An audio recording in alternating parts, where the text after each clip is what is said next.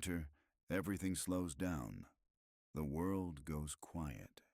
And in that quiet, the dark things move. Snow can bury more than just roads and rooftops. It can smother screams. It can hide footprints. It can preserve things that should never be touched. Tonight, I'll share 3 deeply disturbing winter stories. Real, fictional, or something in between. All of them have one thing in common. The cold didn't kill them. Something else did.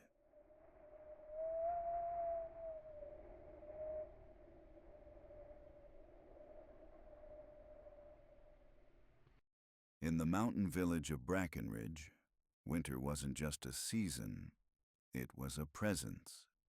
The snow came heavy and silent, and the cold sank into your bones. But nothing in Brackenridge was feared more than the lake. Locals called it Whisperglass, not because it was quiet, but because when it froze, it turned perfectly clear, like glass. So clear they said you could see the bottom, but not everything you saw was real. They told stories about it, about people who vanished after walking across it, about how the lake could reflect more than your face, how it could show you things that hadn't happened yet. Most people didn't talk about the disappearances. They just moved away, or stayed inside. But Daniel didn't believe any of it. He had grown up in Brackenridge, but after 3 years in the city, the ghost stories sounded ridiculous. Overblown small-town folklore. When he came back for winter break with 5 college friends, he figured he'd give them a good laugh at the town's creepy bedtime tales. They stayed at Daniel's family cabin just outside the village. A cozy, snow-covered place with creaky floors and windows that frosted from the inside. The group was tight. Lexi, Daniel's girlfriend, thoughtful, always asking questions. Tyler, blunt and cynical, constantly calling out superstitions. Maria, quiet, intuitive, the kind of person who notices things no one else does. Josh, loud, fearless, a constant source of bad jokes. And Ava, sharp, intense, and a little too into local legends. On their second night, with the blizzard howling outside and a power flicker dimming the lights, Ava found an old leather-bound book on a shelf above the fireplace. Local myths and folk tales. She read one aloud, eyes wide, as the wind howled louder. It was the legend of Whisperglass Lake. They say the ice remembers, she read. It sees you, it shows you, but not what you are, what you'll become. It doesn't freeze you, it doesn't drown you, it just takes you. Everyone laughed. Even Maria gave a nervous smile. Daniel smirked. Let's go see it. Now? Lexi asked. It's past midnight. Exactly. That's when the legend says it happens. Midnight to 1 a.m. Let's walk out there, film it, and prove it's all crap. Josh grabbed his coat. I'm in. I'm bored. Tyler rolled his eyes but followed. Lexi reluctantly agreed. Maria hesitated. Ava just stood, quietly smiling. At 12:17 a.m., they stood at the edge of the lake. It was dead silent. The storm had passed, but the snow left behind was untouched. The lake looked like a vast black mirror, frozen so smooth and so clear you could see straight into the depths. Daniel, Ava, and Tyler walked out first. Josh, Lexi, and Maria stayed behind, shining flashlights onto the ice. About 30 feet in, Eva stopped. She knelt down and touched the surface. There's something beneath us, she whispered. Daniel crouched beside her. The beam of his flashlight cut deep below the ice, and for a second, just a second, he saw it. A shape, human, just lying there, staring back. Then Tyler shouted from behind, "Hey, where'd she go?" Daniel turned.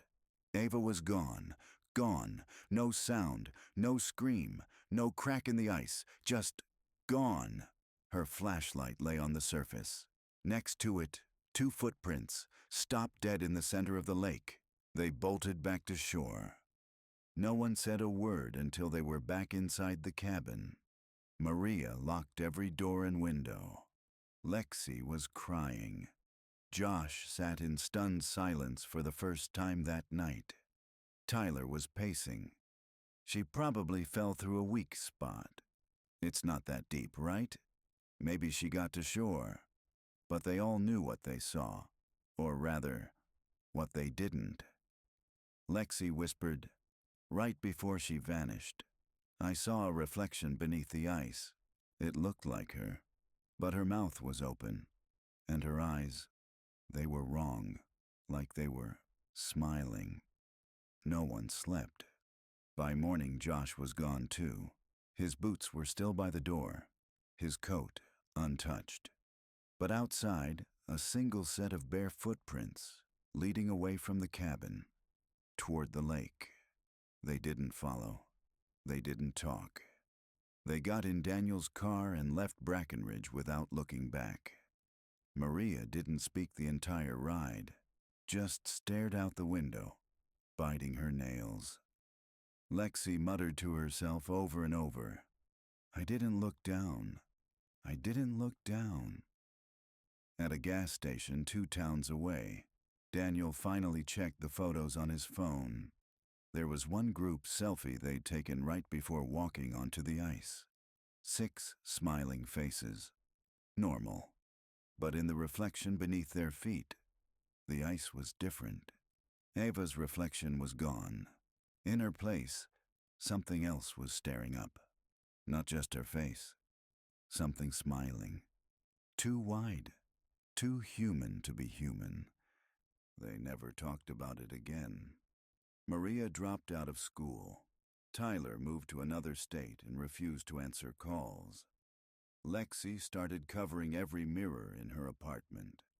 She said she kept hearing breathing when she looked into them. Then, one morning, she disappeared. Her door was unlocked, her apartment spotless, but on the bathroom mirror, written in the condensation, was one word: next. Daniel started keeping all the lights on in his room. No mirrors, no photos. He stopped sleeping, stopped going out. One night, his phone buzzed at 3:12 a.m., 17 missed calls, all unknown numbers. One voicemail. He played it. Nothing but static, until the end, when a voice whispered, "You're already in the ice." He dropped the phone. The screen flashed. His front camera turned on. Except he wasn't holding the phone anymore. And on the screen, in selfie mode, he was screaming. But no sound came out. The next morning, Daniel was found in bed. Eyes open, frozen in place. No signs of trauma. But the mirror beside his bed had fogged overnight. And written in the fog was one word: next. Whisperglass Lake is still there. Tourists skate on it in winter. Kids dare each other to walk on it at night. But if you ever go to Brackenridge, and you find yourself standing on the frozen lake, don't look down. Because once the lake sees you, it never forgets. And sometimes it wants you back.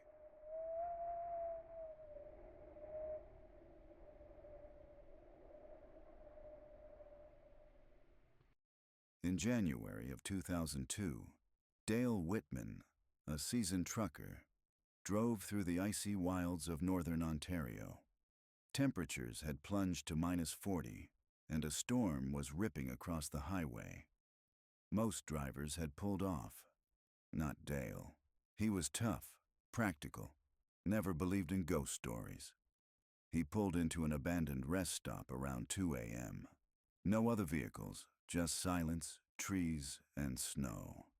As he climbed into his sleeper cab, he caught a glimpse of someone in his side mirror, a pale figure darting between snowdrifts, thin, barefoot. Thinking it might be a stranded hitchhiker, he grabbed a flashlight, but there were no tracks, no signs of life, just snow. When he returned to the truck, the passenger side door was slightly open, and on the dash was a single wet footprint, bare, human. But here's where it gets weird. A week later, Dale started having vivid nightmares of driving through endless white with a woman screaming from inside his sleeper cab. He began locking the doors, sleeping with the cab light on, but the dreams kept coming. Then he woke up one night with the radio blaring static. The cab was ice cold, colder than outside, and written in the frost on the inside of his windshield were 4 words, "You never stopped." Dale finally contacted the police. Reluctantly, they searched his rig. They found nothing, until they checked under the bunk mattress. There was a body, mummified. A young woman, missing for nearly a year. The autopsy confirmed something Dale never could explain. She had frozen to death only days before.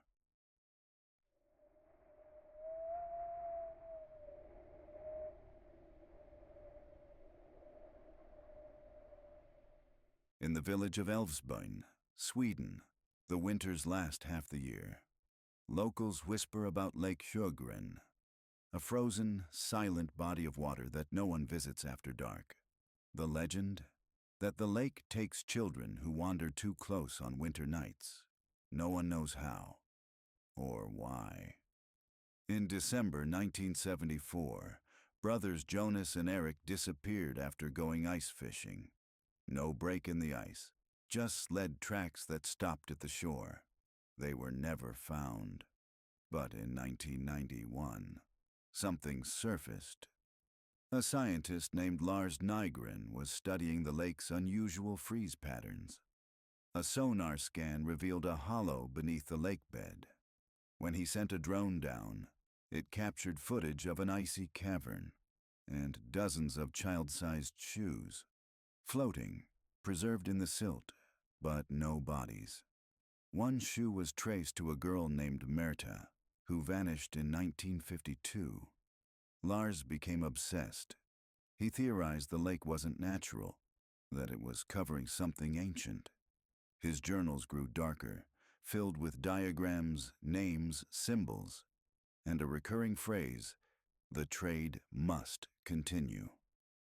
Then in February 1992, Lars himself vanished. His equipment was found near the lake, the ice unbroken. For decades, people assumed it was all urban legend. Until 2023, a drought caused the lake to partially drain, revealing a large stone circle at the bottom, covered in carvings. A shallow pit at the center. Authorities roped it off, calling it a historic site. But just a week later, 6 children from a nearby village went missing on the anniversary of Lars's disappearance. And when their parents searched for them, they found something worse. The pit was full again, with fresh footprints in the snow leading up to it. Small ones, barefoot,